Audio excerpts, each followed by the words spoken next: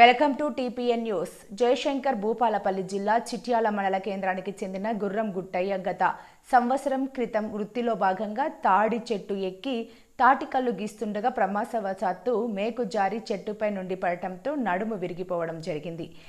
హాస్పిటల్కి తీసుకువెళ్లి సర్జరీ చేపించినా కూడా లాభం లేకుండా పోయింది. నడుము విరగడం వలన కాళ్లు చచ్చుబడిపోయాయి. దీనితో మంచానికి పరిమితమయ్యాడు. నిరుపేద కుటుంబం కావడంతో అతని భార్య, కుటుంబం బరువు బాధ్యతలు తనపై వేసుకుని ప్రతిరోజు కూలి పనికి వెళ్తుంది. కానీ వచ్చే డబ్బులతో కుటుంబం గడవడమే కష్టంగా మారింది. వారి పరిస్థితి చాలా దయనీయంగా మారింది. విషయం తెలుసుకున్న professor Jayashankar foundation chairman ఐలీ Maruti వారి ఇంటికి వెళ్లి వారి కుటుంబాన్ని పరామర్శించి వారికి 5,000 రూపాయల ఆర్థిక సాయం చేయడం జరిగింది. అలాగే వారి కుటుంబానికి అన్ని విధాలుగా అండగా ఉంటామని భరోసా కల్పించారు.